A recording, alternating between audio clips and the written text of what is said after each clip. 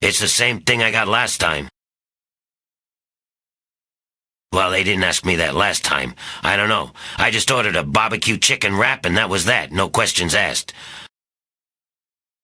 Why? Did you want like a chicken cheese steak, but made like a wrap? I guess so.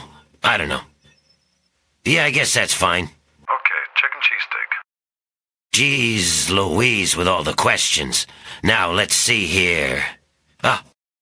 Welcome for joining us. And thank you for being here. Here, welcome to the Lee Pete Palmcast. Pete Street Comcast. Today we have a musical number to bring in, Pete. So here is...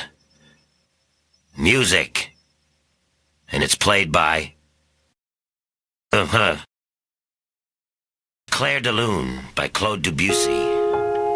Not bad for a smooth skin. Enjoy the Palmcast. Good morning, guys. Today on the podcast, we're going to have a sadcast. Right now, I'm cooking up some coffee for me to drink.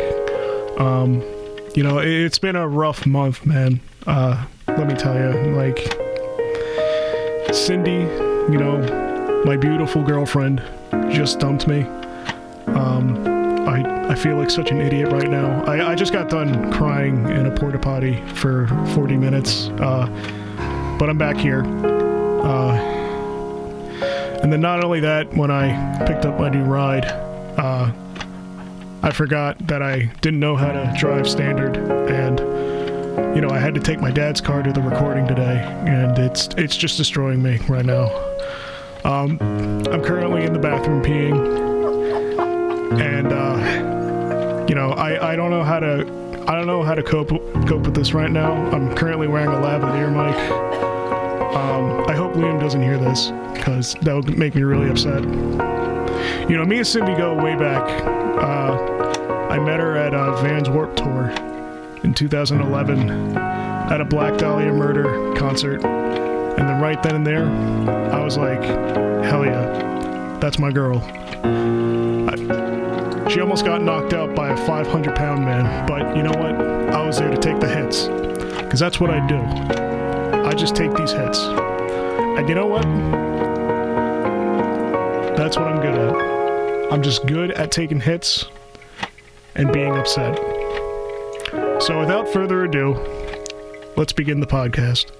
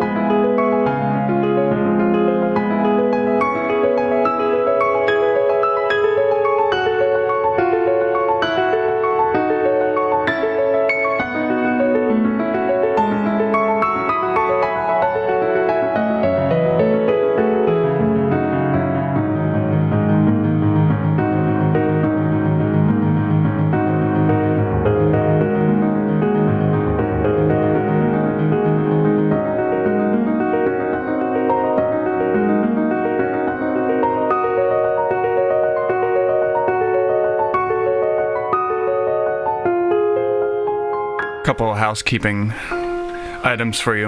Oh, hey, Liam, I just got back from the bathroom. Hey, how are you? You look well. I'm great. How are you? I'm okay. So, I set up... Those aren't tears on the bathroom floor. That's just, I missed the toilet. It's okay to cry in the bathroom. No, I missed, and I just didn't clean it up. Okay, if you say so. So, a few housekeeping items. We set up the Lee Street official email. So if you'd like to correspond with myself or any of the team, you can contact us at leestreetpod@aol.com. Yeah, shoot us any kind of questions, concerns, or anything cool that you want us to talk about, and we'll totally listen to you, 100%. It's Lee Street Pod, LEESTREETPOD at AOL.com.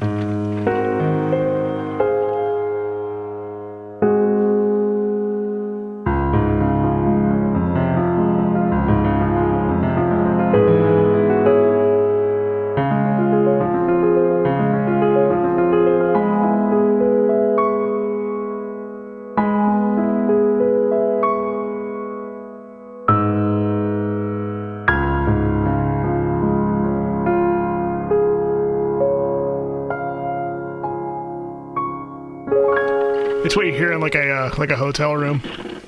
Yeah. Like a hotel fancy lobby. hotel lobby. Yeah.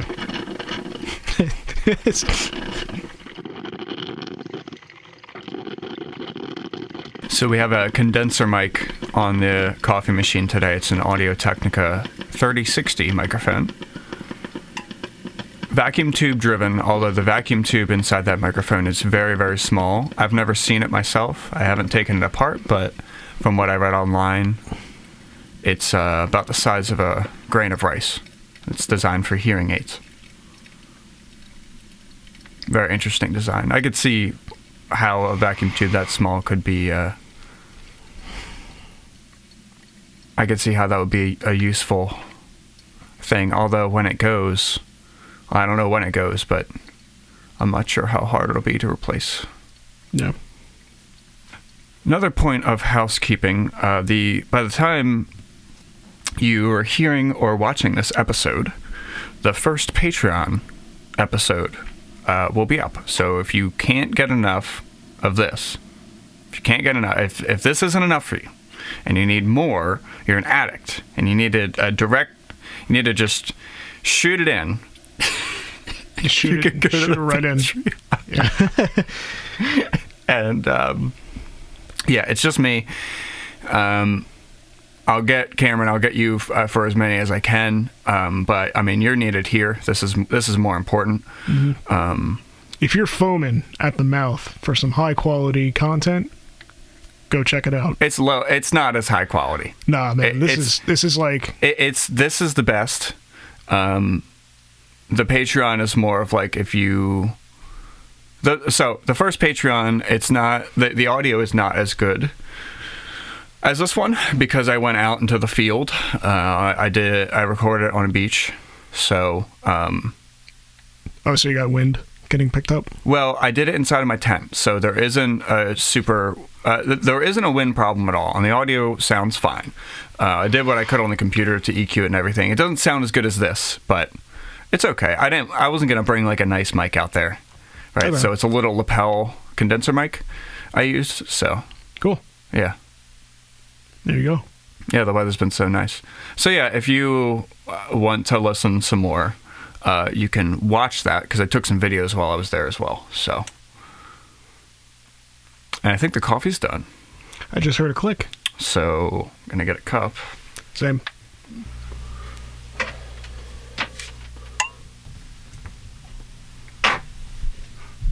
That was Liam getting out of the chair and not farting.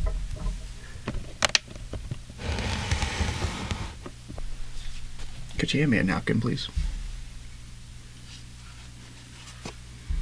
This is a vintage seat cushion. I don't want to get it stained.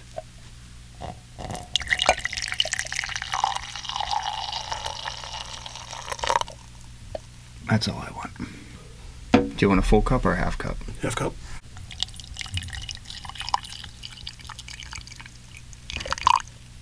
Do you want more? Is that fine? That's good.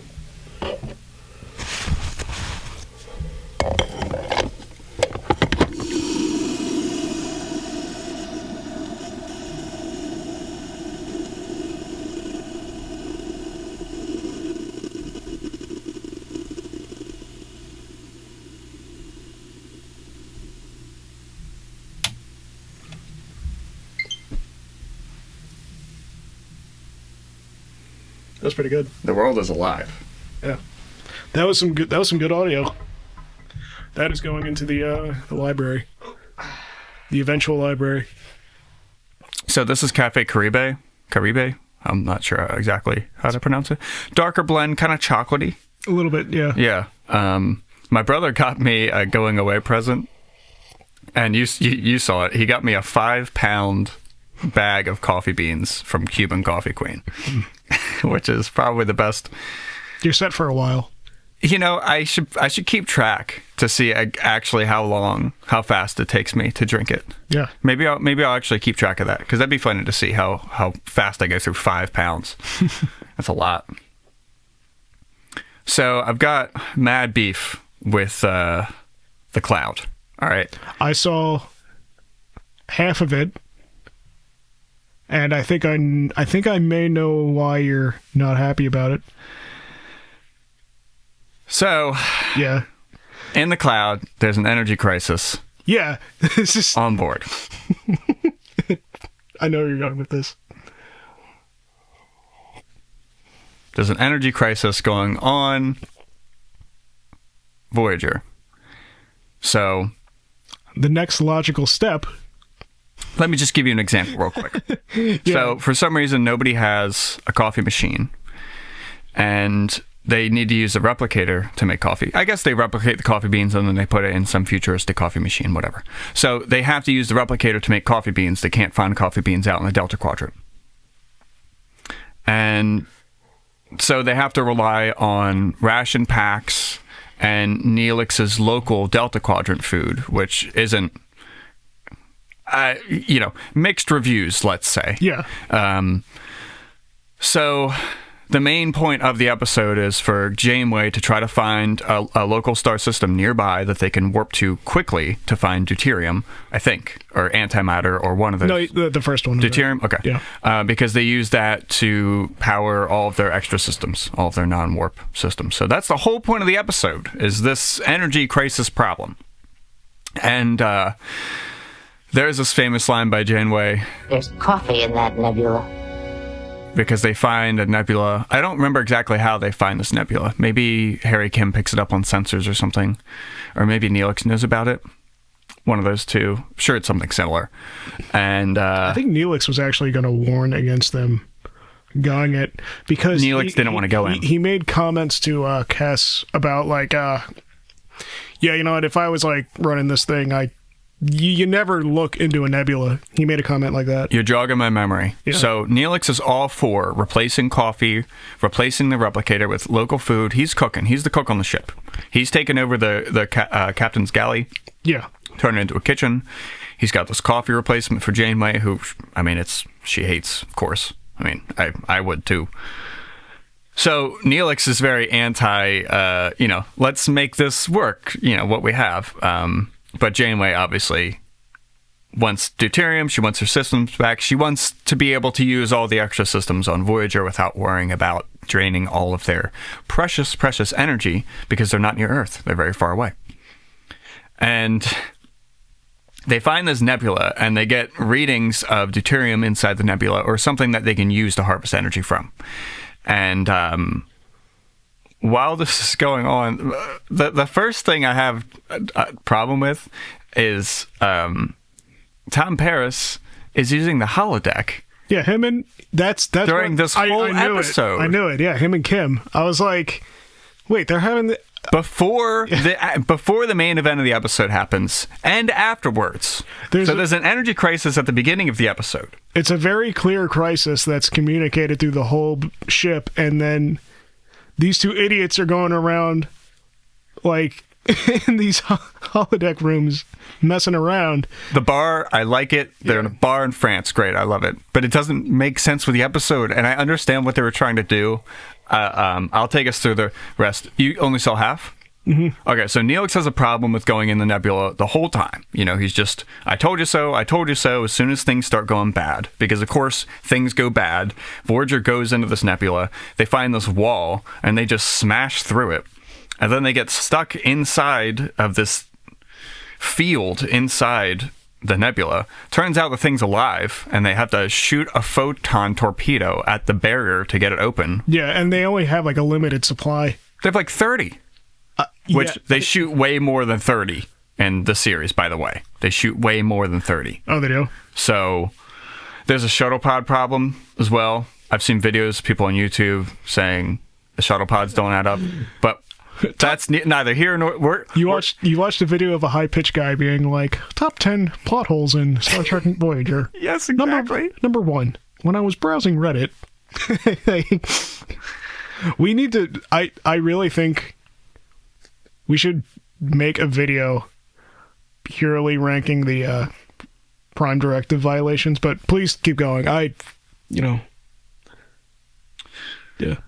So by the time Voyager escapes, which they expelled a bunch of energy getting in and out of this place. Yeah. Right? Energy crisis, right? By the time they shoot a torpedo at it and get out of this field and then get out of the nebula, Neelix is freaking out the whole time. He doesn't want to be in there. they realize that this thing is alive. I don't know who realizes it, but they end up putting the pieces together, and they realize this is a life form. We did some damage. We blew a hole through its tummy or something. I don't know. And so they go back in to the nebula, of course. And at this point, Neelix is like, what the fuck is going on? And long story short, they go into the nebula. They end up getting attacked a lot because this creature starts defending itself. And the Voyager crew figures out how to seal the hole that they made with their torpedo. So they use, I don't know if they use the tractor beam or they use the deflector. They fire some sort of beam at the hole, and they're able to use some sort of radiation that the creature thrives on to help it repair itself. Yeah. And then they end up leaving. So the end result of this is that they gain no more deuterium. They end up using 20% of their reserves through that entire thing because they're expelling a lot of energy while they're being attacked by the life form, trying to go back in. So they lost all that energy. They still don't have their deuterium. They still don't know where to go. And at the end of the episode, everyone's in the holodeck, just having a good time. Yeah, they're not like paying attention that well to the issue at hand. Like, you know what, guys, that was a rough one, guys. You know what? Let's all just go back to the holodeck and spend more energy that we don't have.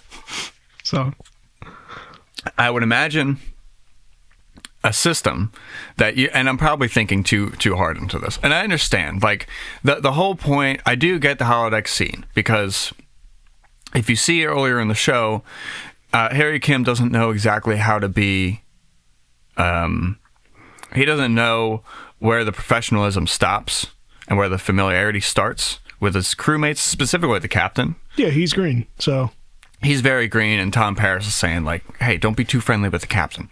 And then at the end of the episode, Kim ends up inviting Captain to the bar in France in the holodeck, where one of the characters offers to make sweet love to her, which is very funny. It's like the first thing he says. All the characters are really, like, bland, which is funny because Tom Paris programmed it. They're all very, I don't know, one-dimensional. Yeah.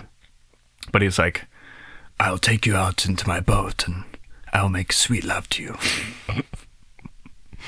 Can you imagine taking your captain to a bar and that's the first thing that happens? So it's like taking your director to, like, Johnny Brenda's in, like, Philly. Yeah, exactly. Yeah. It's like the most rough but, like, cool spot in the world. So, and that's the episode. Yeah. We didn't. I have major problems with it. I would assume that running the holodeck would take a major processing power. If running a game on my computer takes the highest processing power, I would assume the holodeck takes a lot, which means it's a lot of power. Yeah, it does. So I feel like there were better ways to do that. There are ships that don't have a holodeck. It's 200 years earlier, but Enterprise doesn't have a holodeck. VNX-01. They barely have a dining room to eat in. So it's like it's a luxury. Yeah, right? it is. They don't need to be, yeah. So that being said, it's not a bad episode. It's fine. I mean, the two things are good separate from each other, right? Like, I like the bar. I like, we're all stuck out here together. So, you're more than just a crew. You start to become a family because you're all you have. So I do like that aspect of the plot, the captain mingling with the rest of the crew. That's great. But the holodeck thing, it was just too distracting for me. Yeah, that doesn't really make sense, to be honest. Yeah. And then in the next episode, by the way, they don't talk about it at all. Yeah, they never follow up on, like... No, a lot of stuff they don't follow up on, and that's one of the things. I mean, the show is great, but I think that's one of the main problems with the show, is that they have these things that happen... And then they move on too quick. Way too quickly. They'll commit, like, a huge war crime and then be like... And then the next episode is, like, them playing racquetball. It's like... Yeah. And it's like, well, not... They moved on quick. Yeah. So it is strange. And if you watch DS9, for example, which is on TV around at the same time. Yeah. Every episode is highly dependent on each other. In most cases. I would say like 60, 70% of the time. They all kind of flow into one another, so. Yeah, it kind of seems disingenuous to like, no, it doesn't. No. I mean, maybe that's their way of like coping with it, right? Like, oh, we just did like the worst thing ever. Let's immediately try to do something better and escape it. I don't know. It is realistic in a way. Like if I had a holodeck on my ship, I would be in there as much as possible. Yeah. Right. If I could. If there wasn't an energy crisis. Especially but if there wasn't an energy crisis and something bad happened, you would probably be in that holodeck longer than usual. Yeah. As a way of like escapism. So the Enterprise D had 10 forward. It was a social place. It was a place to get lunch, but then it was also a bar. Yeah. With a cool bartender, Guinan, at night. So it was a place, and now the Enterprise, it's a different kind of ship. The Enterprise had like 1,000 people on it. So you kind of need places like that so that people don't go crazy, because it's almost like a small city. It's almost like a mini city. It is. In space. So you kind of need, at that point, you kind of need holodecks and big places like that. So it makes sense. But if I were captain of a ship and I had a holodeck and there was an energy crisis, holodeck would be turned off.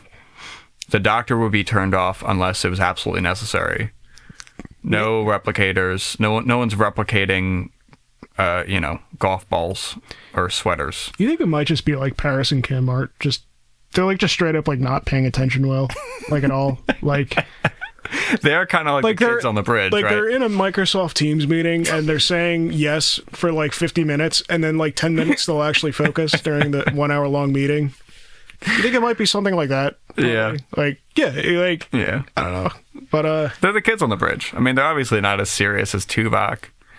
Yeah, Tuvok is I'm starting to like Tuvok. He's pretty cool. I love Tuvok. He showed in Phage, episode 5, which is what we're really supposed to be talking about, by the way. Is Phage, because Cloud comes after the Phage, right? Yeah, but I mean, we could.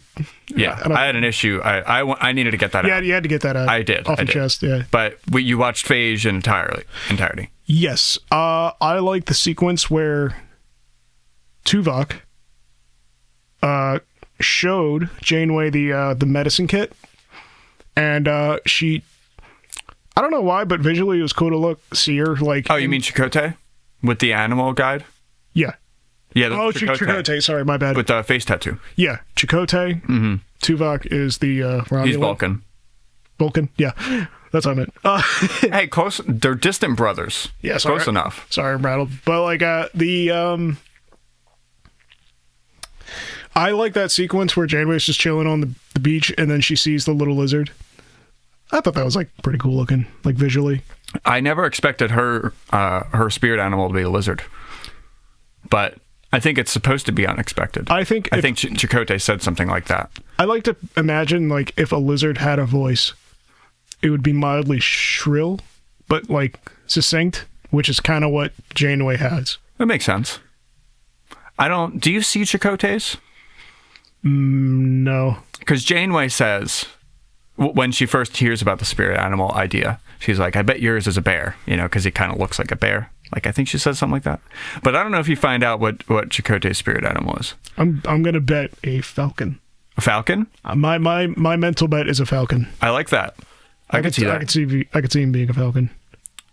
I do like B'Elanna Torres because she's... I don't like that she punched Carrie, but I like the fact that there's a Klingon on board, because I love Klingons, that are just causing chaos for everyone else. I like that idea. Mm-hmm. And she tried to kill her spirit animal, and I think that's funny. Really? Yeah, Chakotay says something like that. Jeez. Yeah, he says B'Elanna is the only one who I know who tried to actually fight or kill her spirit animal. What's this? That's interesting. Yeah, there's this interesting scene. I can't remember because I'm watching the episodes. I can't remember which one it was, but B'Elanna is talking to Harry Kim, and they're like the two most opposite people ever. I mean, Harry Kim's he's like a high school student. Yeah. And I don't mean that in an insulting way. It's nice. It's like a better version of like what Wesley Crusher wasn't, Harry Kim sort of is, because he knows what he's talking about. He has a real station on the bridge. He's a real officer, but he's naive. He is naive, but he understands the... Well, I mean, he doesn't fully understand how to operate still. Like, he's green, but he knows how to act more than Wesley. Like, I find him more relatable than Wesley. That's what I'm saying. Yeah, like he's doing a better, even though he's so green, he's doing a way better job than I ever would. Oh yeah, so no, I would. Nice to have someone to relate to on that level. If I was on that ship, I'd probably be called and I wouldn't be paying attention. I'd miss it, and then next thing you know, the Voyager explodes. I would probably be a janitor. Yeah. On that ship. Probably me too, yeah. And I forget where I was going with this. I was talking about Harry Kim being green. Oh, there's a conversation they're having where Harry Kim is talking. He's working with B'Elanna in engineering, and he's asking her, like, you know, isn't there anyone back home who's missing you? And she's like, no. No. No. Not really. I have no one. Everyone I know is on that Maquis ship, and they're all here. There's no one back home who's expecting a letter from me or anything. Yeah, no one liked me. Yeah. Meanwhile, Harry Kim, he's like, you know, I'm used to writing my parents once a week. It's like the two most opposite people ever. Yeah. But I thought Phage was interesting. Tell us the plot, because I just rambled on about the cloud for probably too long. Well, no. So bring us through. Okay, so in Phage, Neelix tries to go with the recon team on this planet to look for more of that dilithium whatever, and he begged to go on the recon team, and then like he finally got it, and he felt good for like 5 minutes, and then immediately got his lungs abducted by organ tray. He runs off. No, I think... He goes past, he's told to come back. Oh, you're right. Yeah, he did do that. He didn't follow Chakotay's orders. I'm pretty sure Neelix leaves the zone of the search zone. Like, there's a radius you're supposed to stay in, and he's right on the edge. Yeah, he pulled the like horror movie, like, wait, no, guys, hold on, let me keep looking. And that's exactly what. Yeah, that's the first thing I thought of, and and I'm just like, oh, he's. Yeah, but like he's immediately like 5 minutes into like the recon team, he branches off and his lungs get abducted by a phaser, like a high grade, more technologically advanced like phaser by this like zombie looking guy, and then it ends up being a weapon designed to steal organs, to scan a body and to take or to like a transporter beam almost. Yeah. To steal the organ. I don't know where it goes. I don't know if it goes in a backpack. They didn't explain that. The guy had a suitcase. Oh, he did? I didn't notice that. He had a phaser in his like right hand, and then he had a suitcase like in the other one. So it probably goes into that. Okay. And then like it's kind of weird for an alien just to have a suitcase, but whatever, it's cool looking. The whole thing is weird. Yeah. But you do see the Vidians again. And more is explained. I'll leave it there. They're a cool race. Like, what is it? So he immediately like collapses because he just doesn't have lungs anymore. So what they do right afterward is transport him to medical bay, and they are trying to figure everything out, and it ends up the temporary solution ends up being okay, yeah, you know what? I'm a hologram. I can slap Paris. Paris can't slap me, which I thought was a really funny scene. That was awesome. Yeah. He was explaining like how you can adjust the density of a hologram, where you can allow things to pass through it or allow them to be solid. So what the temporary solution was to put match Neelix's like DNA sequence from like being transported to the planet. Because when he was transported to the planet, he still had his lungs. So what they did was they did a copy of that, they took the scan of his body, the most recent transporter, reflection, the photo negative, whatever of his lungs, and they were able to reconstruct a holographic version of the lungs into his chest. which I thought was really cool. Yeah, it's ingenious, really. And I think it's really funny where, like, I feel like in the first 3 episodes, they may have done a, what's it called when a TV show does a viewing to a group of people? And then they... Test viewing, I think. I don't know if there's a extra like, I don't know if there's a special term for that. What I like to imagine is they made the first 3 episodes of Voyager, and then, like, they gave a test viewing to a bunch of random people for the first 3, and then everyone collectively just didn't like Neelix. So what they did to try to appease him was like, all right, we're going to take his lungs away and then put him in an iron lung. And it's literally like an iron lung, but it's in the future. It's not to, like, combat, like, post-polio, you know, damaging or whatever. It's just like, no, he just straight up doesn't have lungs, and we're popping him in there. And I thought that was kind of funny, and I think that's, like, a cool premise. Punish Neelix. Yeah, like that. Like the test viewers was like, yeah, you know what, it's a good show, but, like, I don't like Neelix. So, like, the writers were like, all right, we'll give them what they want, and then just immediately put him in an iron lung. Like, I don't know. Turns out Neelix's attitude is way worse when he gets upset. Yeah, he thought he was bad when he was happy. Yeah, he got I don't know. I mean, I think he just got, like, he had, like, a panic attack when he wasn't moving around. It was very realistic, and I think anyone in that situation will respond that way. Yeah. You know, fine at first, and then, you know, he gets to the point where he tells Cass to just pull the plug. Yeah. So, and that's very realistic. I think anyone to have to be stuck in that for, you know, I mean, he's in there for days, weeks. I think like 2 days. It's a long time to be stuck like that. Yeah. I would want to die too. He made commentary about how ugly the ceiling was too. He did. Yeah. He's extremely impatient. No, he's a guy that needs to move around a lot, and when he can't, it's like he might as well just die. Pretty much. I think they could have done a better job saying, we're doing everything we can to find your lungs. You know, because they say, I guess it's a doctorly thing where you should be preparing the patient they're preparing him to never be able to leave again. Yeah. Rather than maybe saying things like, we've got a lead on your lungs, or we're trying to find where's the nearest Talaxian. Because if there's a Talaxian nearby, you could get a lung from them. You probably have to, like, pay him per a lung or something. I don't know what the going rate on Talaxian lungs is, but maybe like a gold-pressed but if you're buying platinum bar would be, you know, that'll get you a lung, right? But, like, also, like... Maybe some warp plasma for a lung. You know, it's possible, but they don't mention any of this. It's all just, you might be stuck here forever. Well, it's kind of weird, because, like, what were those creatures called again? The Vidians. The Vidians straight up successful organ steal, right? Yeah. They nailed it. Yeah. They actually... I mean, they've got a portal gun with a suitcase lung holder. Yeah, so, like, they crushed... That's advanced. They crushed it. They were like, you know what? Got the organ. I'm peacing out. And that's what happened. And then Janeway got mad because it's like, you know what?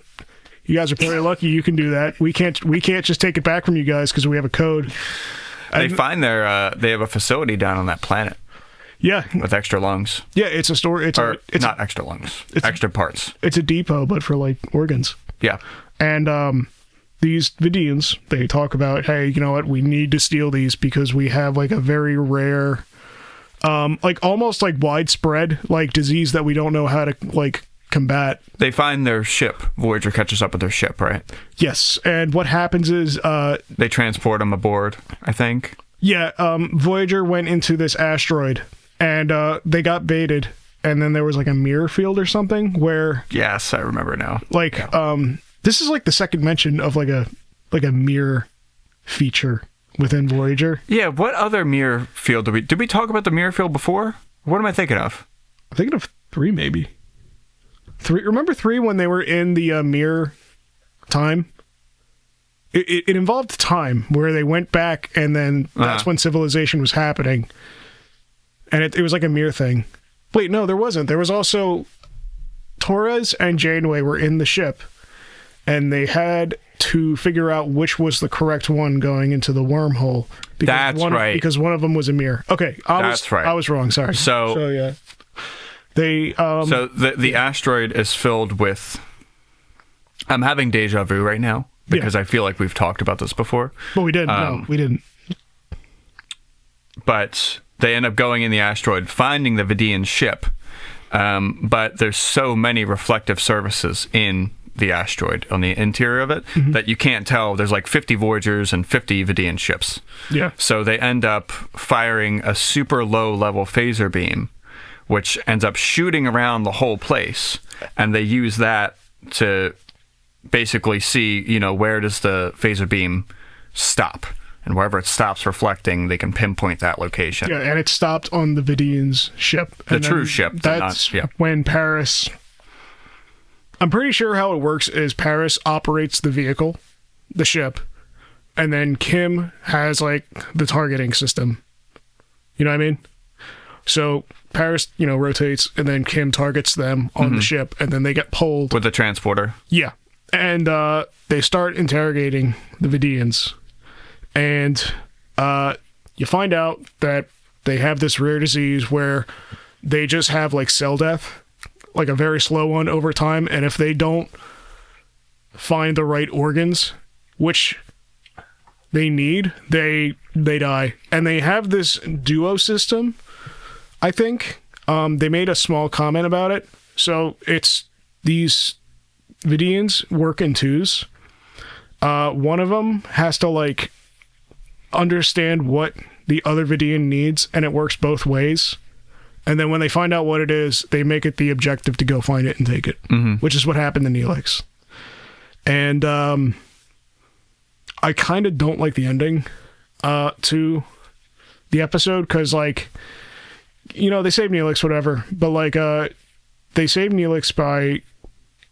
Doesn't someone give him a lung? Yeah, Kes. And... so they could have used her lung the whole time. Well, that's what I was, like, getting to. It was, like... This hologram is apparently the smartest emergency type, like, doctor, right? Yeah, he's like an encyclopedia. He's like a living encyclopedia of medical history. Yeah. So what happens is with a bad attitude. Yeah. So the Vidian, they walk up to this doctor and they're like, "Hey, what's your analysis or whatever?" And he's like, "Well, we can't give him any of our lungs because they don't match." And then the Vidian's like, "Oh, just take one of theirs and then, like, let it develop like an autoimmune thing or something." And then the doctor's like, oh, "Okay." I didn't like how fast that was. I wanted to see like them like getting like into like a verbal and just being like, "No, that's a bad idea." But the doctor was like, "Okay, sure." And he just immediately like buckled, and then it ended up working. Like, I wish there was more of like a back and forth between those two than like Janeway and the Vidians. You know what I mean?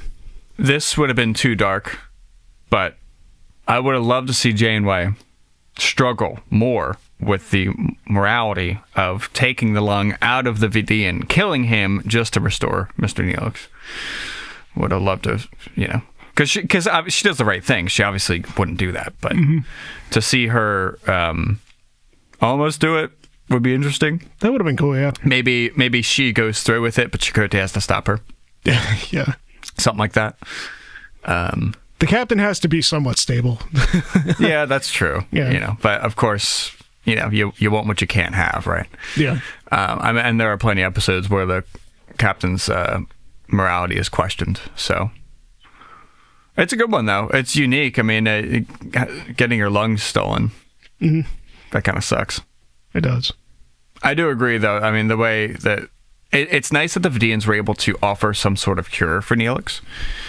And it makes sense that they have a lot of medical knowledge because they've been fighting this disease for decades. 2 millennia. 2 millennia. Yeah. That's a long time.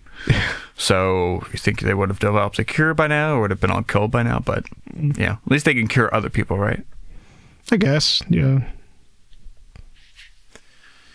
It must be a really hard disease to figure out. There's an episode of Enterprise where... It's like trying to figure out how to cure the cold. Yeah, you can't. Yeah. You just have to wait for it to pass through. Pretty much, yeah. This show, it's sponsored by nicotine injection. This is insane. I can't believe it's legal, as if the vaping wasn't bad enough. Nicotine injection is an injectable nicotine device which allows you to soar through the heavens at any moment of the day. Feeling bad? Hit that button. Feeling good? Shoot that shit. Oh my god, seriously. This is seriously the ad. Ugh. You can try it now for free. They are already being sold at most stores, and the first 5 are free of charge. Just make sure you get a punch card. So nicotine injection. It'll definitely make you feel something. I'm just not sure. I'm really not sure about this, guys. I mean, I know you need the money, but Jesus. Warning, this product contains nicotine. Nicotine is an addictive chemical, so get this shit in you today. Nicotine injection is for lovers, haters, fighters, accountants, tax collectors, tax evaders, record salesmen, record buyers, drug addicts, those in recovery, and those who lack the mental fortitude to avoid bad choices. Nicotine injection. And this might be the worst product ever created. I only watched a very small amount of that Jedi footage that you sent me. Yep. But I liked it. Yeah, it's good. I might use that footage for this episode, depending on how long, because it's about an hour that you sent me. So, so depending on how long this is, I might use that. But yeah, tell me. I didn't realize that game. There was this one clip. I only watched a few minutes of what you sent me. But there's those bots from Hoth. Oh yeah, those bots. Yeah. I love that sound. You like, boom, boom. You blast a couple of those. And then you're hiding on a wall, and then it has the the lean, yeah, whatever that the really awkward one. Yeah, and then you tossed. You got someone really good with a thermal detonator. That was a good shot. Yeah. There's one where there's this one where there's this weapon called the Wookiee Bowcaster, and if you hit right mouse click, the shot bounces off stuff.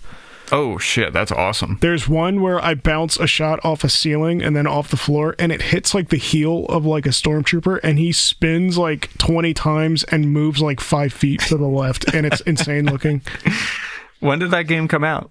99, I think. 99. Yeah. It looks awesome. 99 or 2001. I'm going to say 2001 probably, but that game is awesome. I'm looking forward to playing it. No, it's I think that game has like perfect movement controls. Yeah, I think I might say that. Probably the best movement controls in PC gaming of all time, probably. Wow. Yeah. It feels gotta play it now. It feels smooth. The only awkward thing is if you shoot a bullet, you see it travel slowly. So you gotta like time when those blasters are gonna like land on someone.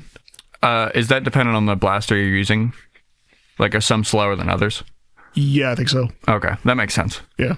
Yeah, I mean, you can get used to that. Like the laser rifle in Fallout 3 is an instant because it's a laser. Obviously. Yeah, and then the plasma is like slower. A lot slower. But it does way more damage. Way more damage, yeah. So if you can get good with the plasma. Here's a topic. I always chose plasma. I always chose always. It depends. Okay, so in New Vegas, it's a different story. So if we're talking about Fallout 3, I'll go plasma. But New Vegas, you can get a bunch of mods for the laser rifle, so you can get a really nice scope for it. Mm-hmm. And if your energy weapons are really high, you can just snipe. And yeah. Okay. No, I never got that because I think in Fallout New Vegas, you're doing like a plotline quest, I think. And if you have a good enough lock picking, you can go into this basement and pick up a weapon called the Q52 matter modulator. Yes, that's right. And it's like a default thing that you just pass by, like always. Uh-huh. And if you pick it up, it's pretty much like any combat scenario is cheating afterwards. Yeah. Yeah. But I always chose plasma just because like I prefer I think it goes back to you were saying on the last episode that you're an impatient gamer, and oh yeah, and I am too, and I think I prefer the big wallop of a plasma blast, and I'm willing to put up with the particle drift. That's what they call it in Enterprise, is particle drift. Oh, when you shoot, you shoot a particle weapon, but it's going slower than a bullet, right? Yeah, I'm willing to put up with that. Plus, it adds an extra challenge. I think I like it because there's it. It all depends on the speed of the enemy that you're trying to shoot at. So if I'm going up against a free side thug, or like someone from the Van Graffs, I would probably use a plasma rifle, mainly because that opponent isn't moving fast, and it's a better window for you to land a hit. Close quarters for the Van Graffs too if you're inside. Yeah, but if I'm going up against something fast like a Cazador or maybe even a Deathclaw, that's when I usually use a laser beam, because like if you actually try to shoot a Cazador with a plasma rifle, you can see how far away it misses because they like sidestep and like do all that stuff, and it's just pretty hard. That's one thing that's tough about going mage in Skyrim. If you're using like the spell, I think it's just Ice Shard, but you just shoot a big shard of ice at an enemy. Yeah, that was in the episode 3. So that's like my main destruction spell, and that's really great, but certain enemies will do a really good job. Like they'll be in one spot, and then as soon as you hit your spell, they'll just move over, so you have to do the same sort of thing. But in Skyrim, I mean, you don't have, your fastest weapon is a bow and arrow, so there's no, unless you mod Skyrim to high heaven, which most people do, I think. Shooting any laser rifles in there. Yeah. The so I really like Jedi Outcast 2, like a lot. So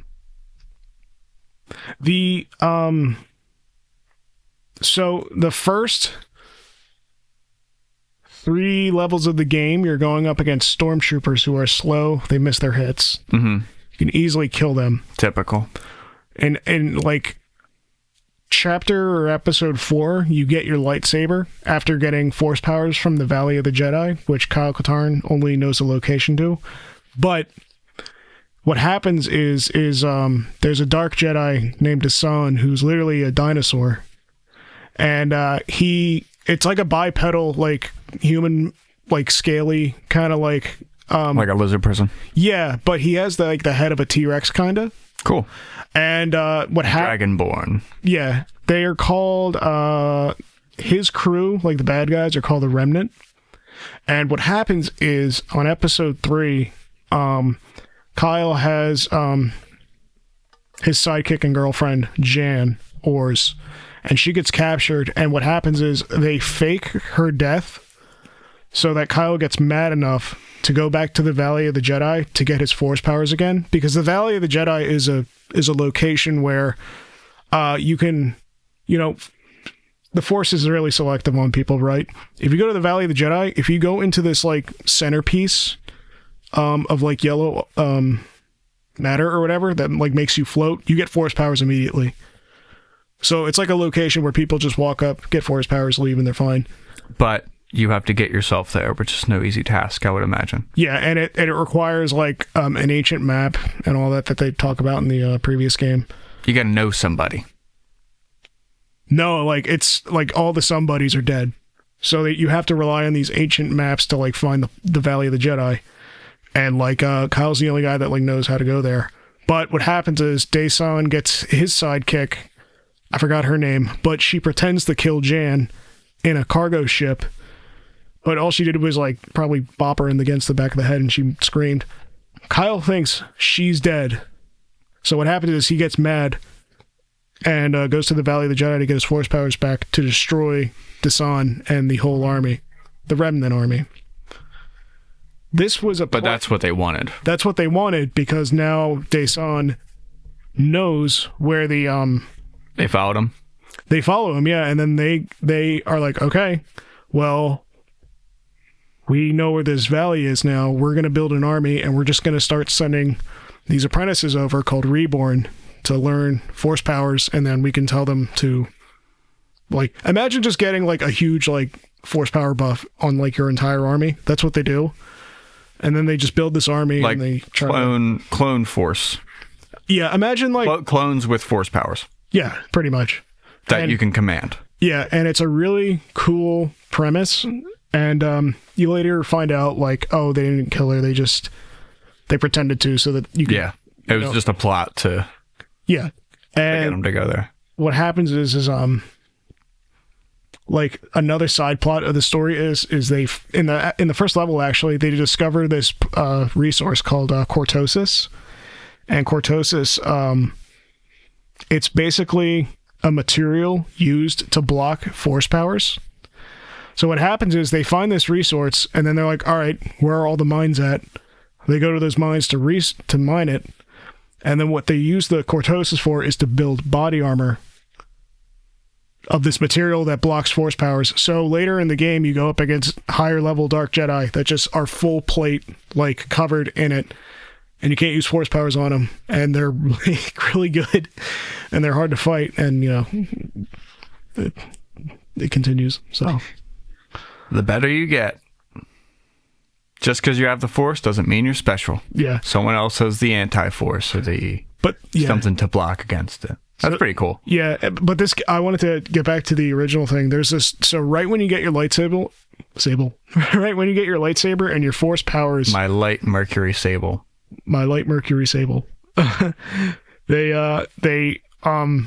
They introduce the next level to you, which is the most unfriendly lightsaber level in the entire game, called Nar Shaddaa.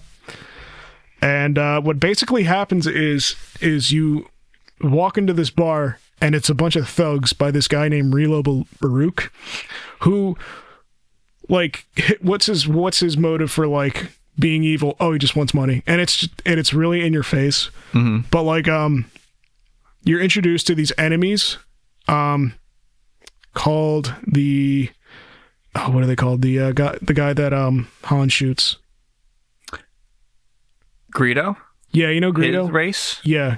I don't know what his race is called, but they're definitely unique looking. Gamorrean? No, Gamorrean's the axe wielding guy in Jabba's palace.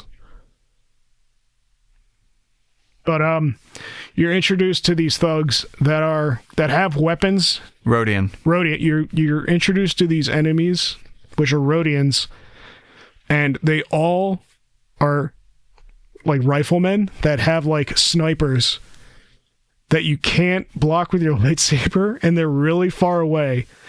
So the entire game, you can't block their sniper shots. No, and they usually one shot you. They're like the jackals from like Halo 2. Oh God. So imagine getting this lightsaber, right? And it's like your new close quarters weapon, and then they immediately introduce this enemy that you can't use it on. Yeah, I mean the whole point of a lightsaber, the whole thing that makes a lightsaber better than a blaster is the fact that you can defend against any blaster. You can't defend against this, and then there's another enemy. Man, if they had those rifles in the movies, there wouldn't be much movie. Yeah, I guess. And they introduce this other enemy that throws thermal detonators. So you can't block a thermal detonator with the same time? Yeah, there's these two enemies that you can't use your lightsaber against because one's shooting you from really far away, the other one's throwing grenades at you. What you can do is you can force push the grenade back to them, which is probably what the developers wanted. I like that. Yeah. But on your first playthrough, that doesn't check in immediately. But and they don't give you a hint to do that either. I don't think so. No, I mean, probably. Maybe I'm just not it was a different time for games, so I guess I didn't really pick up on it. But the third enemy is just a normal dude with a Wookiee bowcaster, and you could block those, which is cool. Okay, good. You can actually use your fancy new lightsaber. Yeah, but there's way less of them than the Rodians and then the other guys, and it's oh. This is an insanely hard level because I want to use the lightsaber, but I'm being forced to use guns again. Yeah, it's kind of lame. So once they actually introduce stormtroopers again later in the game, that's when you pull the saber out. That's usually when you pull the saber out. Yeah, because nice. Their weapons are you can deflect off them, and it's cool. So, did you ever play the Jack games? PS2, Jack and Daxter. I played Jack 1 and 2, I think. Yeah, and Jack 3. Do you remember the guns from Jack 2? Kinda. It's kind of like Ratchet and Clank, right? I never played Ratchet and Clank. I just played the Jack games. Oh, Ratchet and Clank was pretty cool. Same developer. Mad Dog? Naughty Dog? Naughty Dog. Mad Dog is cheap liquor. You're right. I'm not thinking of liquor. Mad Dog 2020. I'm not thinking of liquor. No. Oh my God. I drank that one time. I had a little bit of it once, and I was like, oh, I'm good for life. I'd rather just not drink. Yeah. Same. So in Jack 3, they add a bunch of mods to the guns. So you have 4 guns, but you have 3 mods per gun, and the mod changes the gun. Mm-hmm. And one of the mods is, it's like a rifle type gun. It shoots like a laser blast. But one of the mods is it becomes reflective. Oh, cool. So, and it'll hit you too if you shoot the wrong shot. You know, you can kill yourself by accident by your rounds being reflective. But Jack can do this move where he spins around. It's kind of like a 360 move. Mm-hmm. So if you have the gun out and do the 360 and have your reflective rounds on, you could just shoot this crazy reflective. That's awesome. Yeah, pretty crazy. Kind of a last ditch effort type move when you're surrounded by enemies and you have nothing to do. Is that? But yeah, those games are awesome. So we were talking about the PS3 before. One of the reasons why my brother and I bought that PS3 was so that we can get the remastered, it's 720p remastered Jak and Daxter 1, 2, and 3. Really? And it looks beautiful on that. I mean, if you were to play it on like a gigantic television, which I don't have, maybe not so good, but that's good. It looks awesome. Yeah. And I never played Jak and Daxter. My first Jak game was Jak 2. So I didn't play the first Jak and Daxter until I played the remastered one. Okay. So, but beautiful. The graphics look so good. It's such a great looking game. They're doing that with GameCube games for the Switch 2? The Switch 2, yeah. It's like 4x3 res, but like they upscale it and it's just like way finer looking. Mm-hmm. And also they added multiplayer for like multiplayer games that you can do like online. So you can play F-Zero GX with your friends, but you got to find people that like F-Zero GX because it's so small. So how's Nintendo doing with the Switch? I know because some people, I don't know much about Nintendo. Some people, from what it seems like to me, from an outside perspective, from someone who owns a Switch and doesn't play it, and did not have a Nintendo growing up, my only Nintendo was at my grandma's house. She had a Super Nintendo in the back room, and my cousins and we would play Super Mario World. And that's a good one. That was my first Mario game. Yeah. And we would only play it on Easter and Christmas each year, so it took us forever to beat the damn thing. But it was a momentous occasion. My brother beat it, I think. He was the one to complete the final.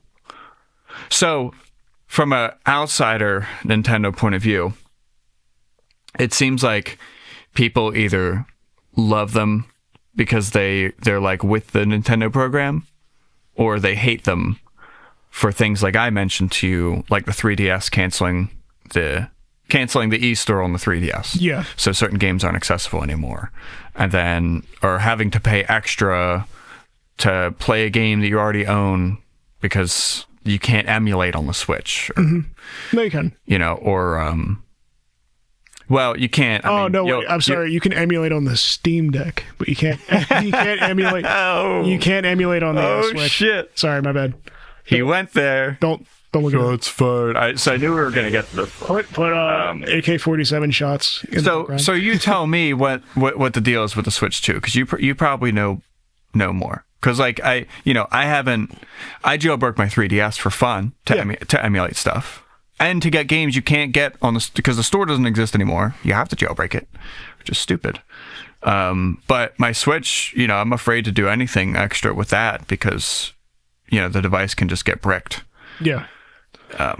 Which they have their right. Mm-hmm. But yeah, it does seem like it's either love it or hate it. You buy into the Nintendo thing or... Here's how I see it. Can you name me a game exclusively for the PS5? No, we talked about this before. Exactly. I can't. You can't. We talked about this for like the whole... I mean... It was one of the main points of our last episode. Yeah, and like, can you name me an Xbox exclusive that's like not anymore? Yeah, not in 2025. It's not Halo 3 where it's like, oh, I gotta play Halo 3. I need to get a 360 to play with my friends. But Nintendo is like has all of that. They have just, I think, like a better catalog of games, like just way better. Like I really liked Pikmin 4. I thought that game rocked. Mm-hmm. They're coming out with a new Kirby Air Ride, and I'm super excited for that. So are you getting a Switch too? No, I might get one for my brother, but like, the thing about the Switch too is I think Nintendo's aware that they just have a better catalog, because I think they do. Like, I think, they just got like all these new game developer companies like FromSoft. They're more of their own brand. Yeah, but They're now way more of their own brand than what any other company's doing. Yeah, but now they're getting like actual like. That's the heater. That's the water heater or the house heater. That's Nintendo turning on their camera system. Hear me? Because they're listening to. Yeah. So like, I think I'm a bit of a fanboy for Nintendo, like a little bit, but like I'm a little bit, but not as much. Yeah. Because I don't like my Switch is right there. I don't play it that much. I don't really play it when it's at my brother's, But like I bought my Switch to play games with other people.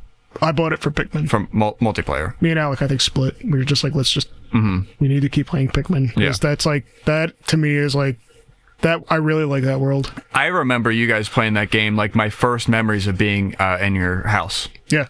You guys playing that on the GameCube. That's like the most alien world, like, game that I can think of, honestly. And it does a really good job at it. But, so Nintendo Switch 2, they're selling the game to America specifically for $450 for a Nintendo Switch 2. Beats $450? Yeah. Beats a pre-owned PS5 for $670. Oh, for sure. Oh, yeah. So that's just ridiculous on its own. That was a novelty to see that. I couldn't even. That, like, I thought I was an insane person looking at that A-frame, and I'm like, there's no way in hell this is $670, and then they're selling like a relatively good N64 for like $70 flat. Yeah. It was like minus 40 compared to like Amazon, which I was like, wow, okay, well, whatever. But like, did the PlayStation even have extras with it? Or was it just the PlayStation 2? Flat one controller, one power source, one PS5. And maybe a video cable. They probably forgot it. But like, the thing is like, I feel like they can do that. Like they're trying to sell they're selling the console for $450. They're doing this thing where they're selling that's not outrageous. They're selling this. If it's a full-fledged console that can do everything, that's not outrageous. Because you can plug into the TV, so you can use it as a console, and then it's... Or make it portable and stuff like that. But it's not like the Steam Deck where you can use it like a computer. Yeah. But $450... It's not bad. No. Like, but the thing is they're starting to sell some games for $80. $80 for the game. Okay. So imagine, like... Do you have to subscribe to a service to play online with Nintendo? You need to subscribe, I think, for Nintendo. Nintendo. There's some stuff that you have to subscribe for, I think. I don't know if you can hard buy GameCube games. Hopefully you can. But like, but to play online with people, like online multiplayer? There's a physical button. It's the C button on the right-hand side of the controller that you have to pay to use to do voice chat online. So it's pretty much like Xbox 360 back in the day where you had to pay $15. Okay. But like, I don't know, like, I kind of understand why they're doing it, because it's like, well, look at our competition, they stink. We're gonna lean into it like a little bit to raise the price, which I'm not a fan of. Who wants to pay for more stuff? But like, I can understand why they're doing it.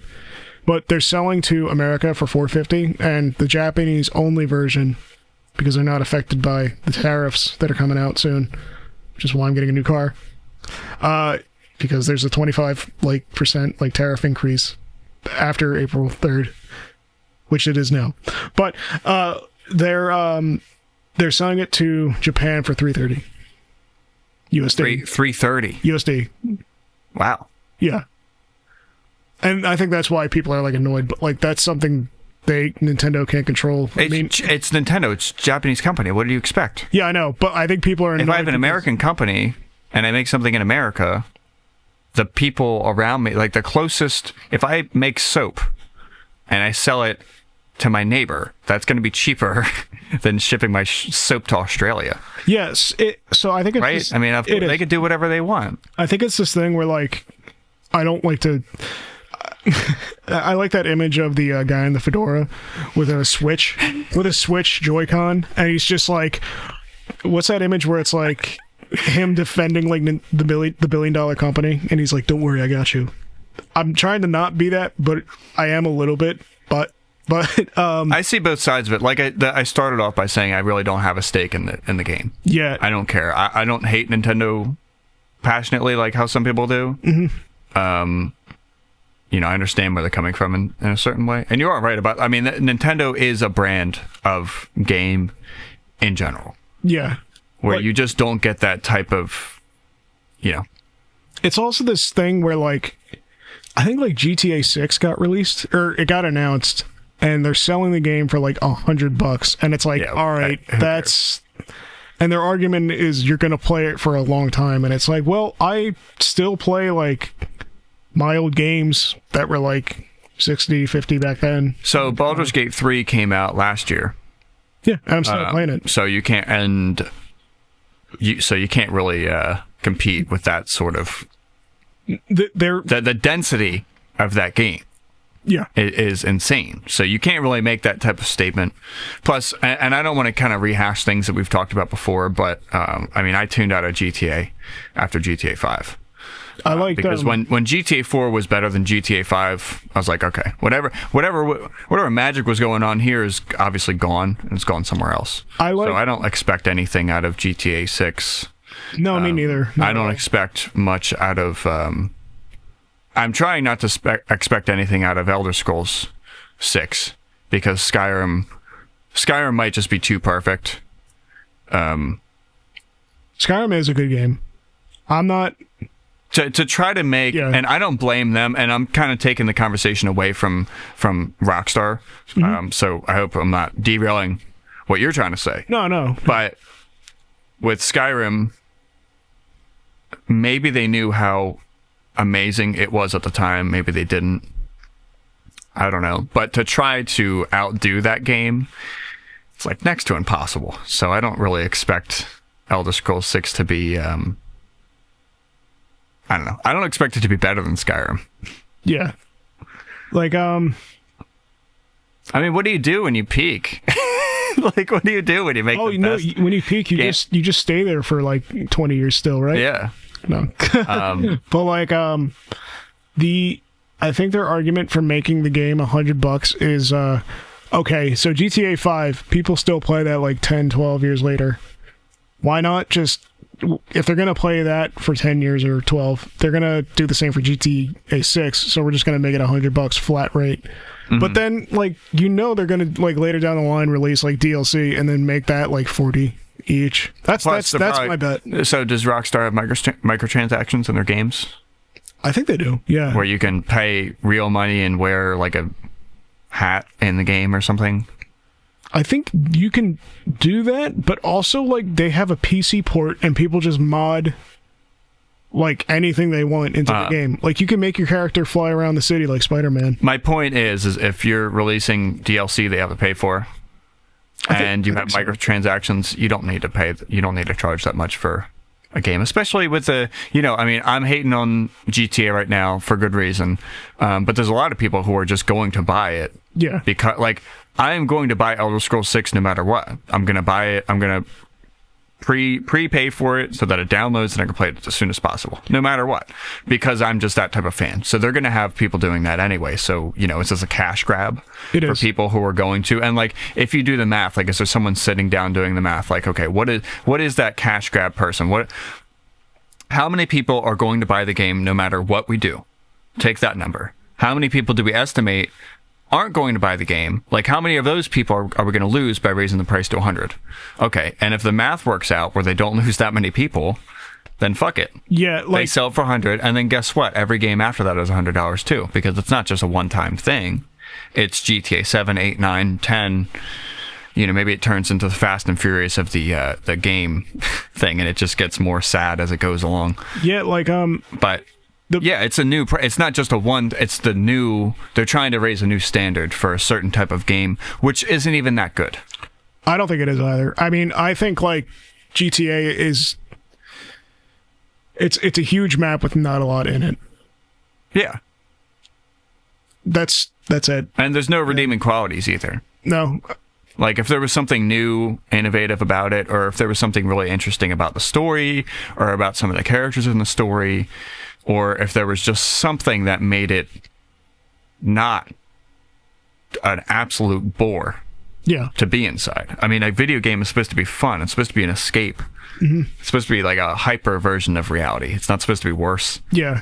I don't know. But, like, that's Nintendo's competition. It's like a console that has nothing on it, and then a game that's going to cost $100, which is the big one. And it's like... Yeah, I mean, you're really putting it in perspective. I never really thought... Like, I never really put the two ideas together until now, so... Yeah, so it's like, they'll release an $80 game, but they'll be like, well, it's not this... It's not that shit. It's not this team over here. Like, they're selling it to, like, Nintendo fans who'll totally buy it. Yeah, for sure. Yeah, I don't know. I think... Here's my bet. I think, like, Sony... And parents of... You have more parents of kids getting Nintendo for their... I feel like Nintendo is more... Like, a PS5, an adult is more likely to buy that for himself. Yeah, to play, like, FIFA, but, like... Yeah. I don't... Whereas you might get a Nintendo for your kid. Like, you might get a Switch, or you might have gotten a Nintendo Wii for your kid. Like, our parents got us our Nintendo Wii. Mm-hmm. So... Like, I think this is going to be a thing that happens. I think more and more people are finding out, like, oh, wait, PC games are, like, really good. Like, that's... And building a PC is... It's starting to become normal. Mm-hmm. Like, it's turning into a thing that you can, like, totally... Like, anyone can do it if they just spent, like, 2 hours, like, reading. But, it's like... gotten a lot cheaper now. Yeah, and especially if you want to buy a piece, or if you want to piece together a PC of all last generation stuff. Yeah. Which can still run... I mean, I have a computer that I barely spent any money putting it together, and it can run Baldur's Gate 3. Yeah, and so it's turning into this thing where, like... Anyone can kind of do it. Yeah, like, it's starting to become normal to, like, oh, you know, build your PC and you're fine. You're good to go. But I think what's going to happen 10 years down the line, starting today, 2025, is I think Sony and Xbox are gonna fall, and the only console that can stand on its own 2 feet is the Nintendo company. Mm-hmm. And then people are going to find out, like, oh, wait, the graphics on my... These guys are building computers that cost less than my PS5, and they run games, like, infinitely better. Like, it's going to turn into a thing where people, like, just transition to, like, PC gaming for, like, more, I guess, mature content or whatever. Because Nintendo's got the hold for the family-friendly... Yeah, for sure. ...console. You can play Monopoly or Kirby or whatever. Yeah, and then, like... I think, like, honestly, I think in the next 10 years, Xbox and PS, whatever, PlayStations aren't going to be a thing. To add to your point, once Steam releases, like Steam OS, where anyone can do it, which is, I don't have much to add to the conversation, so I'm not going to try to. I don't know a lot. I'm not good enough with Linux to talk about it. I'm barely good enough with Linux to run it on one of my computers. Yeah. But once Steam OS is an option, or even without that, the big picture mode on Steam allows you, the layman, right? Even if you don't want to put your PC together, which anyone can do, by the way, just look up Linus Tech Tips or honestly, the 100 people who are making computer videos. The hardest part about the PC building is just maybe freaking out about putting cooling paste on the CPU, and that's it. Everything else, it just feels like building like a Lego set, which is a blown out problem. Which is kind of funny, the thermal paste thing. I like the thermal paste meme, but yeah, you're right, it is kind of like building Legos, and it's fun. It's literally like, it's actually so easy that, like, cases now just, like, know the sizes of things, and they just pre-build, like you can totally see, like, where you're supposed to screw stuff in. Exactly. It's, like, mad easy. It's awesome. And once Steam OS is out and anyone can get it, like, anyone can go to the store and buy Steam OS on a disk and install it in their computer, and you don't have to use Windows anymore. And you can use Linux without without the usual issues that you run into when trying to install a Linux distro. Yeah. If you can just have a Linux distro that just works, then you basically have a console already. I mean, even if you're in Windows 11, which fuck that. I don't think I like Windows 11. No, Windows. I mean, Windows. I think Windows 10 is better than Windows 11. I think Microsoft does an inherently better job at making an enterprise-based computer system. Mm-hmm. Meaning, if you have more people using computers that run Microsoft on it, it is way easier to manage and troubleshoot. I think Linux is like a little bit better. Like if you want a PC setup at home. Yeah. You know, there's nothing. I'm running Linux Mint on a very old system and it's using old components. And if I was running Windows 10 or Windows 11, there's so much bloat to the operating system that it would just be kind of slow. It wouldn't be as fast as a modern computer. The bloat is real. But if you're running Linux, it's usually, depending on your distro, but Linux Mint, it's very light. So it's a very old motherboard that feels brand new. Windows 11, like if you pop a fresh image on a device, you'll let it update fully and you use it for over like 10 hours, it's fine, but you'll still get like issues. Like if you try to input something within the search bar on the task bar or whatever, you gotta wait like 2 seconds for the text to actually input. Mm-hmm. And I see that happen a lot, and it drives me nuts because like I don't know, I feel like we should be past this by now. We should have been past this a long time ago. Yeah. Like I said, Windows 10 isn't great, it's fine. Windows 10 is better than Windows 11, but you can't even use Windows 10 anymore. Well, I think you have to pay extra for a security patch in order to use, because they're not supporting it anymore. I think which is bullshit. October. Yeah. And a lot of people hate Apple, which I obviously don't. I use Apple, Linux, and Windows. I love them all, or I don't love Windows, but I like to have all three. But there's a lot of people who just won't use Apple, so they have to use Windows. But Windows sucks. So once there's a Steam OS, then the average person who doesn't feel like setting up a Linux system can just install Steam OS. They can have an almost console-like experience. Like if you have a computer and you just leave it in big picture mode all the time, and you connect your favorite, maybe you have an Xbox 360 controller that you like to use, and you just connect that to your TV, you can use your Steam machine, basically. They tried to do this 10, 15 years ago. It's basically a Steam machine that can also be used as a computer. Mm-hmm. So, I mean, if I was Windows, I wouldn't want that competition. Yeah. My thing with like all the operating systems is this. So I like Apple. I don't use it a lot, but I don't mind it. You made a good point about them being hit or miss. Yes. Either getting it really right or getting it really wrong. I really hate Xcode, which is an IDE for programming. I think it's the worst IDE ever made. And that's the one that Apple uses? Yeah. Okay. And I hate it. It's not good. So you don't like programming in Apple? No. A lot of people use MacBooks to program.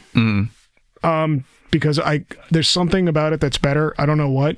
But I used Xcode for like a year once, and like I wanted to die. Like I remember me and my friend Drew, we wanted to make like an iPhone game, and we were kind of doing okay. It was pretty much like Wordle, but you guess what the athlete is based upon the image. Okay.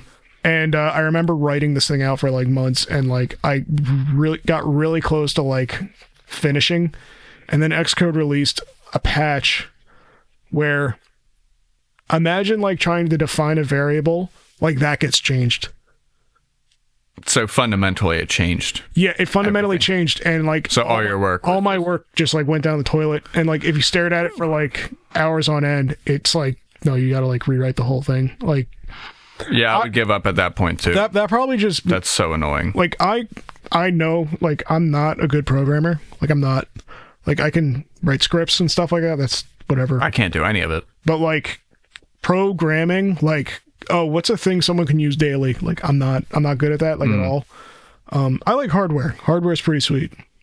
You know, that's cool to me. I'm more of a hardware person too. Yeah. I mean, I have no expertise in either. I mean, when when I'm on Linux, I'm not using one computer, I'm using two, because I have the computer up and then I have my other computer or my cell phone with, how-tos.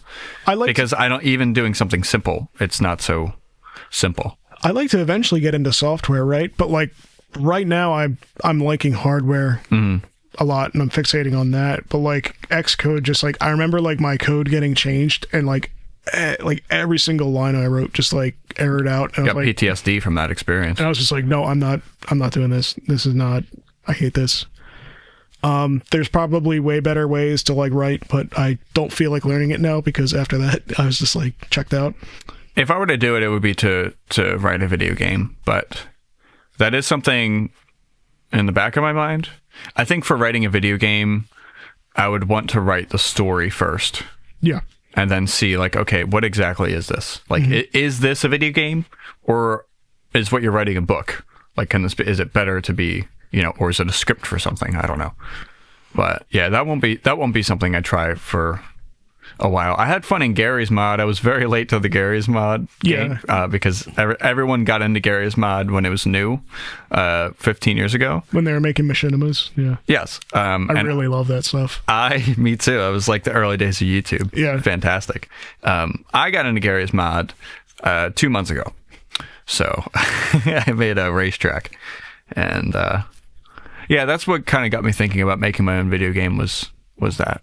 I always see making a video game as like, all right, what am I actually good at?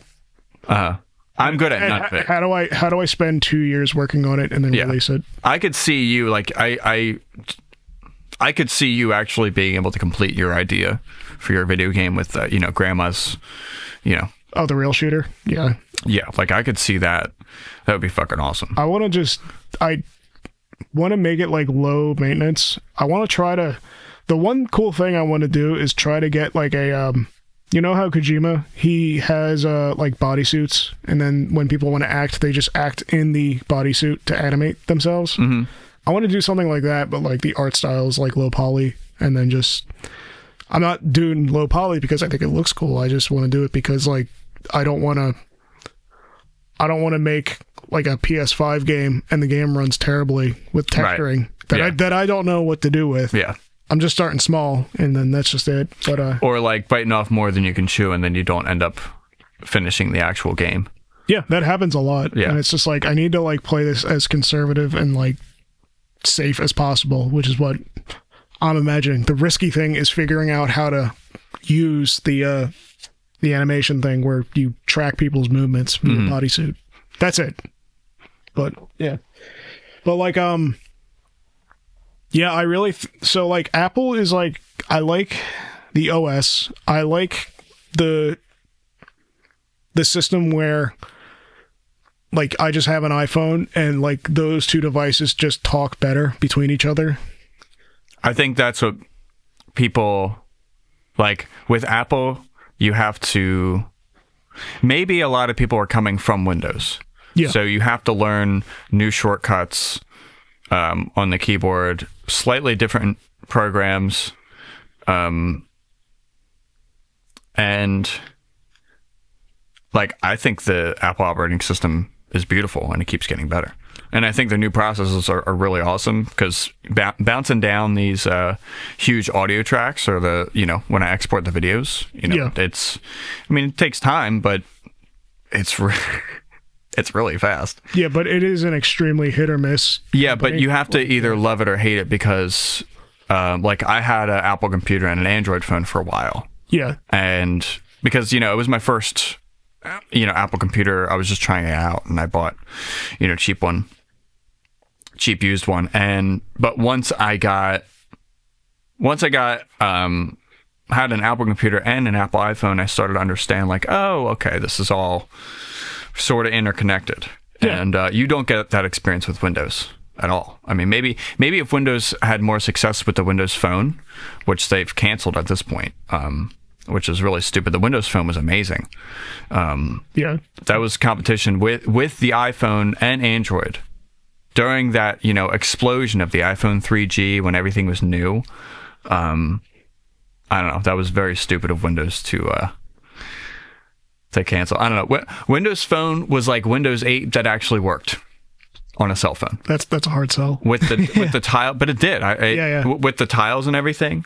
I never even used Windows 8 on the computer. No, me neither. I saw like the OS, and it was like I don't have shortcuts on my desktop. I don't have a desktop. I just have tiles. That's Windows 8 makes no sense, but Windows Phone did make sense. And I guess they didn't sell enough, and they ended up canceling it or whatever. But yeah, there's a really good video called Ross's. There's this guy. There's this YouTube channel I watch a lot called Accursed Farms. If you've ever seen the machinima called Freeman's Mind, where it's a guy playing Half-Life 1, and because Freeman doesn't talk, the guy behind the microphone emulates what he's at least thinking. Mm. That's the guy I'm talking about from like 15 years ago. He still makes stuff, and he has a really good channel. Probably my most favorite YouTube channel still. He has a video called Ross's like GUI, like do's and don'ts, and it's like an hour and a half long, and it's like really good. Like I'll say the things that are good with Apple. Apple's good with a desktop, laptop, and cell phone talking to each other. Yeah. I like AirPod Pros. The noise cancellation on those things are nuts. And I've never had AirPods, so I don't really... They're really good. I like them a lot. You see people using AirPods all the time ever since they came out. So no, the ones that just came out right now, though, are like way better than oh, really? Back then. Yeah, because it has active noise cancellation, and the actual audio going into your ears are like slightly better. I'd say like 1.5 times better. Oh, cool. Okay. But those are good. I hated Apple when I was a kid because that was the computer we had, and I wanted to game on it. So I was playing Tony Hawk's Pro Skater 4 at like 10 frames per second and World of Warcraft at 5. But I dealt with it. But like they have Apple apparently, if you're running Adobe programs on Apple, Premiere is like infinitely better, and all their other programs are like just like they run just smoother compared to Microsoft. Hate Xcode, and I think they have like the worst mouse ever with the wire going on the bottom. Oh yeah, it feels good when it's like wireless, but like that. So that was a joke a while ago. I remember seeing memes about that over a year ago. No, like years. Like that was a thing like a while ago. Yeah, it was, yeah, and I figured they would have solved that problem by now because I bought a new mouse. I bought a Logitech, which has it in front, just where the wire would be on any other mouse, right in front. Yeah. And then you brought your new fancy Apple mouse over, which it's a nice mouse. It feels really nice. You could say it feels very premium. It definitely feels nicer than my Logitech. Oh, it's premium. Yeah, but. It's premium, all right, yeah. What the fuck were they thinking? No, I bought that. Still making it, too. You could still buy that now. What were they thinking? I don't know, but for context... Maybe no one bought them. Maybe they've just been sitting around. Maybe that's why they still have them. No, maybe people are still buying them, and, like, the criticism is just like, no, people are still buying it. Why do we have to change it? But, like, for context, me, Liam, and our friends... We're going to play Baldur's Gate 3 all together in the same room. Kind of like how Alan is.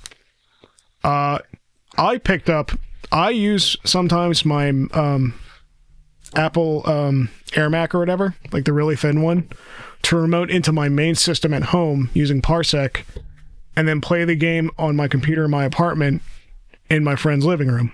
So you don't have to bring all your stuff over. Yeah, it's a convenience thing. So I was like going to Best Buy and I saw the Apple mouse just on the rack and I was like, oh, it's expensive, but it's good. I was so naive. I bought the thing and I was like, okay, yeah, assuming they changed the design. Because that was a joke like 7 years ago. And I was like, oh, was that long ago, really? I think so, yeah. And I'm like they had to change it. I picked it up. I brought it to your place. And then you're like, oh no. And I'm like, no, they totally, they probably changed it by now. And I opened the thing up and it's still on the bottom. And I was like, oh, I am so stupid for like imagining that they would change anything. And it's like, no, that's the only call outs I have for like Apple, but. Yeah. It's strange to see them get so many things right. And then that. It's odd. Microsoft is, I really don't think I like Windows 11. Windows 12, I'm not hopeful for. No. But like, How about Windows 7 remaster? Windows 7 had some issues, but it's better than. How about take Windows 7, take the benefits of Windows 10, and combine them together, give it extra security, and leave me the fuck alone. So I don't have to turn my computer on. I have notifications all over my lock screen. Open the settings. All notifications turned off. Everything. Use the computer. Turn it off. Turn the computer on again. I have updates of people's birthdays from my Facebook account that has been deleted like 5-6 years ago. Yeah. It's someone's birthday today. What the I haven't thought about this person in years. It's someone from high school. It's from my old like Hotmail email address that hasn't been signed into Facebook for. When's the last time you see me on Facebook?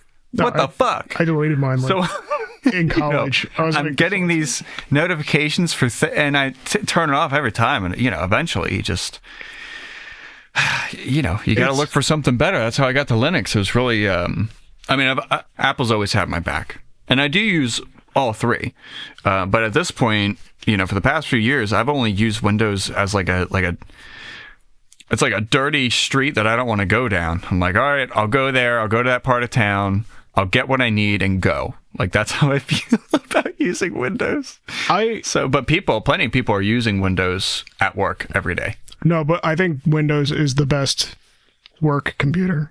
Yeah, for business, what you said about commercial, you're right. I mean, I think there's a reason why they have such control of the market. Well, Office 365 is built to be made for companies. Yeah. Like it's their software, their Office suite is really good. It is. I think it is, at least. It's I have also very little experience, but I believe you. I mean, you know way more about that atmosphere than I do. Yeah. So. Like Windows, managing Windows devices, I imagine, are infinitely easier than managing a Linux or Apple system. Like if you want a company, you probably want Windows machines. Mm-hmm. Because you can manage them easier. You can remotely see what people are doing. I'm such an asshole, though. I would probably try to do Apple. I would bite the bullet. I would do the extra cost. I would do everything just to not have to. If I see a ticket with my Apple thing that is a personal device, by the way, and it's not a company issued one, I need help with it, I'd probably be like, okay, well, go to Best Buy. It's not your job to work on people's personal computers they brought in from home. No, it's not. No. I'll have people that are like, hey, can you get my personal device on the corporate network? And it's like, no. No, why? No, don't do that. That's you want your personal computer on the network? Why would you want that? I had one guy say that to me, and I was like, you need to not do that. No. No. But yeah, I think just Windows is just Windows is gonna be here for years. Yeah, it's the compromise. It's yeah. It's like GameStop in the mall. Okay, well, I know it's all Funko Pops, but there's nowhere else to buy games, so I'm gonna go in anyway and use it. Yeah. And this is just me. I just have slowly hated Windows over the years. Yeah. So I've slowly converted into Apple, Linux, and Linux is not easy, but there is a certain satisfaction when my Linux computer doesn't implode and it turns on and it works. Like when I get, it's probably if you build a car in your garage, it's probably how that feels every time you turn the key and it works. Yeah. Because you just don't know if it's going to do that. My Apple computer, it turns on every time. Even the one that's really old, even the one that's from 2012, it still turns on every time. So the original battery in it, I think, I bought it refurbished, so maybe it's a refurbished battery, but still, still boots on reliably every time. Where Linux, I'm not sure. I mean, I went for months just breaking my own Linux distribution by accident, not knowing how I broke it, and I have to go back through steps and figure out what did I do. So I've gotten past that point now. Yeah, my relationship with Linux is really weird because I don't have anything bad to say about it. And then this is like Stone Age, which is basically college years. When I was doing an exam for a tech job, they do like technical reviews. That's when like, okay, how much do you actually know? And I don't know if I told this on the podcast before, but like they gave me a competency test for Microsoft and Linux systems. So they're like, all right, so how confident are you in like Windows machines and how confident are you within Linux systems? I was like, well, I use Microsoft every day. I'd probably give myself a 7 out of 10 on that. And then Linux, I gave myself like a 2 or 3 out of 10. And then they start the technical review with like Windows and like they're asking me stuff like, hey, how do you make every single shortcut on the desktop disappear? And it's like, what's the hotkey for that? And it's like, I don't know. I never had a practical use for that in my entire life. When would you need that? I don't know. And by the way, this is like a high-profile company that I'm not going to name. But like... Name it. It was Dunkin' Donuts corporate. It was, yeah. But like they... but it was actually that guy from... No. But like... But they gave me that, and I was like, oh, all right, well, I don't really know that. And then they're like, okay, well, how do you... We went to the Linux system review, and it's like, okay, list me everything in the directory. And I'm just like, ls? Okay, go back one directory. And I'm like, cd dot dot. Like, okay, move copy files from this directory to this directory. And That's really simple. Yeah. That's really simple Linux stuff. And I don't know why they're giving me that. Maybe it's because I said 3 out of 10 or 2 out of 10. But like, I was like, you know, all right, so I 100% complete the Linux technical review. Mm-hmm. Windows, I failed horribly. And they're like, well, you know, you did really good with Linux. That's good. But the problem is you said you were really confident in Windows and not so confident in Linux. Therefore, we're going to be moving on to the other people that requested to work here. And I'm just like, really? And they're like, yeah. I was like, okay, alrighty, well, thank you for the opportunity. I'll be signing off then. And that's a real story. And I was like, wait, you got to know, like... Well, you dodged a bullet there, because whoever was in charge of putting that test together should have been... No, but the test should be a competency test where you're given an equally challenging skill, or as close to it, in both operating systems. Yeah. So what you did in Linux, you could have accomplished in PowerShell in Microsoft. Yeah. But right? like, yeah, it was just really But no, they give you two completely different...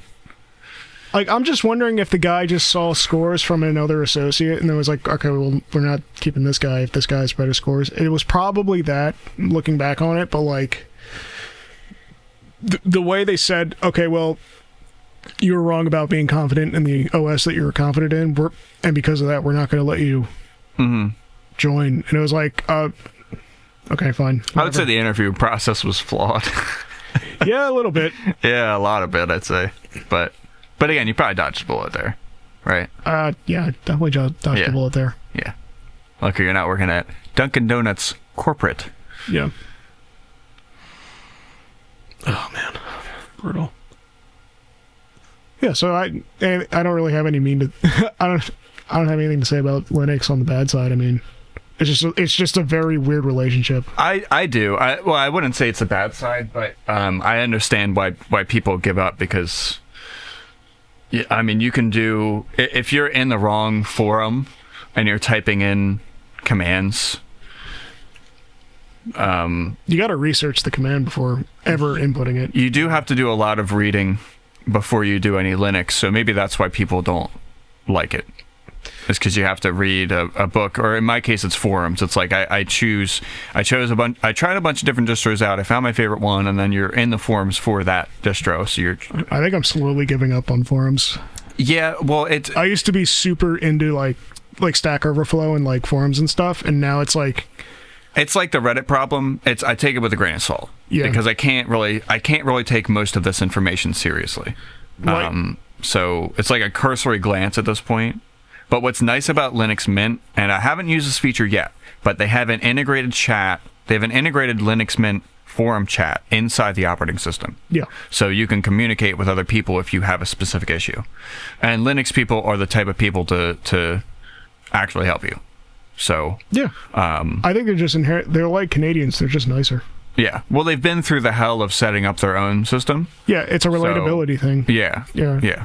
And I do appreciate that. But like, for example, like installing OBS Studio on Linux. Easy. Linux Mint, go to software installer. It's an app. It's like an app store, basically. Download OBS Studio. You're good to go. It's like an installer, like installing on Windows. Yeah. Okay. Now, you've got a custom keyboard. And the custom keyboard comes with its own proprietary software. Yeah. So that you can customize the keyboard, key bindings, colors, whatever. You're not doing that. I mean, you can. Maybe you can. Maybe you can get that program to run on your Linux system, but there's certainly not a port of that program for your Linux. Because there's like 100 Linux distros. So you're going to have to run like a compatibility program like Wine in order to run the Windows version of the program, or you're going to have to find an open source version of the program to compile yourself, which just talking, there are people who are tuning out right now. They're turning the podcast off, just hearing me say these things. It's like, fuck that. I don't want to do it. I'm lucky I don't have much hardware that requires proprietary software. I have a Kinesis. I have a Kinesis Advantage 2, which is like an ergo keyboard for work. It's when the keys aren't actually like flat. Like, is it one of these? Where it's like this? It's the one where there's like holes in the side and you go like this. Oh, I haven't seen that before. And you have your space bar is on your thumbs only. Okay. So it's like this, like on the side of the keyboard. It's not a flat. The ergo keyboards aren't flat. They're like warped, and you just pop your hands on it and you got to learn it. But yeah, I've seen those ball mouses too. Not an old school ball, but like where the mouse is stationary and there's a ball on top and you move the ball around. I heard that's really comfortable though. Yeah, some people love it. That's like binding the A key to jump in video games because you can use your pinky. I've never tried that. I've always kept it on the space bar. Did I ever tell you my like totally busted FPS PC setup? No. So back in the day, I used to play Quake Live, which is like Quake 3, and we talked about that game. We did talk about it a little in episode 2. But to play that game, you just gotta, you gotta do some map binding or key binding. And my mouse and keyboard setup was this: shift the WASD one section over. So instead of WASD, it's to the left or right? To the right. Okay. SDF, I think. And then by doing that, you have QAZ, which you can use your pinky for, which is cool. Yeah. Moving forward isn't W or the next key to the right. I binded forward to my right mouse button. Really? And I used right mouse button hold to move forward, and I used the one line that isn't up one, like left, right, back, as my movement keyboard keys. Because by doing that, you don't have to move your middle finger up one. You can just have them just right directly on. You can have them static on your actual, keyboard. And then by binding jump to A, you can use your pinky and you have a pure line. So you don't have to move your fingers up and down. You can just have them straight. Stationary. The space bar, no longer being used for jump, is my zoom in. So it's like you zoom in on a scope, you whip your thumb down, and you use your secondary shot or your zoom in, which is usually your zoom in, for that. And I made this is a very unique key binding. I made Z my crouch instead of control, because now that you moved your hand one shift over, your control key is like farther than it was, so you just bind it down to Z. And then your swap is Q, like in every other game. Okay. And your use is the T key, because it's like in Fallout where you... Yeah, because you're one to the right, so it's... Like up one right and there. then right, yeah. Yeah. That's very unique. And reload... I could see how that would be efficient for you, though. Yeah, and reload is R, it's just one up. So, and then you can, if you're playing like Warcraft or something, you can bind W and E to something else because you're not using E to move forward when you shift right. You're using your right mouse button. That's right. So I've always liked. I don't like gaming mouses. I really like the mouse I have now, which is it's a nice mouse, but it's not a gaming one. But it has 2 extra buttons on the side next to your thumb. Just page up and page down, or there's a few different things they can do. I don't like Razer, but I think the Naga is cool. That's the one with like the number pad on the side. Yeah, so that's too much for me, the number pad. But I could see, like, if I was playing Skyrim, I could have 9 spells on my mouse. Exactly. That's pretty great. And that's so, what like I like about it. I could understand that Baldur's Gate, probably pretty awesome for that. I just like having the 2, and I like to have my sprint and my crouch on the mouse as well. So the tab back is crouch, and then the tab forward is sprint.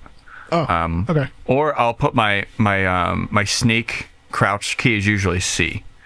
I know that might be weird for some people, but okay. I like to hit the C with my thumb to sneak. That probably sounds strange. That's what Baldur's Gate 3 is originally. Original key binding is originally. Yeah. So, and it's close enough to jump, and it's kind of like the opposite of jump. So, yeah. That is interesting. I know, I'm weird in that way. I'm weird in that way.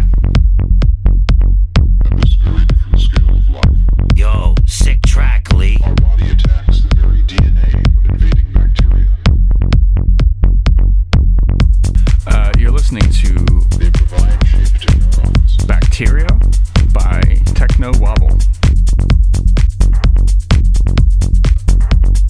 The veins through which cognition may flow. Lee Street Pod at AOL.com. Our correspondence. It's Cameron, myself,